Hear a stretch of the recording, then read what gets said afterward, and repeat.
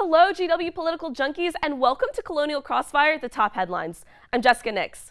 This has been a super week, so let's dive right in. Concern is running high in the United States with the growing threat of coronavirus.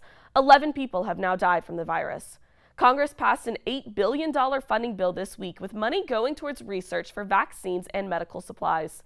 International markets have continuously fluctuated, and the Federal Reserve has cut interest rates by half a percentage point in the first emergency cut since the 2008 financial crisis.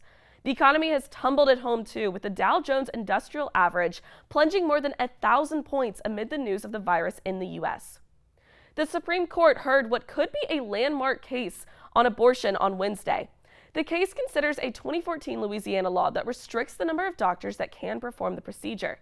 President Trump has promised to overturn Roe v. Wade, and the court is currently a 5-4 Republican majority, making the promise not so unrealistic. The vote will ultimately be decided by Chief Justice John Roberts, the more moderate conservative on the bench, who has become more of a swing vote in recent cases. Since President Trump abandoned the Iran nuclear deal, international inspectors have now reported that Iran has enough nuclear fuel to develop a nuclear weapon.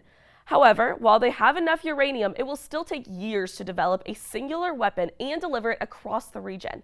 Iran has also blocked International Atomic Energy Agency inspectors from visiting 3 other nuclear sites. The Iran nuclear deal originally limited the amount of uranium Iran could produce.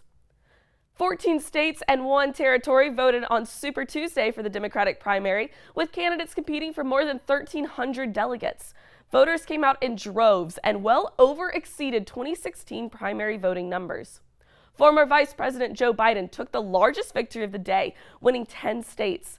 Senator Bernie Sanders won 3 states, including his home state of Vermont, and the major Democratic bloc, the state of California. A few days before Super Tuesday, Biden took a win in South Carolina, which led to Mayor Pete Buttigieg dropping out of the race the next day. Senator Amy Klobuchar dropped out the day before Super Tuesday, and both candidates endorsed Biden.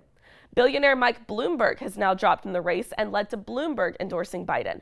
Senator Elizabeth Warren also ended her presidential bid on March 5th, but stated that it was too early for her to give her endorsement. Super Tuesday gave Biden a large boost after falling in the polls in the past few weeks.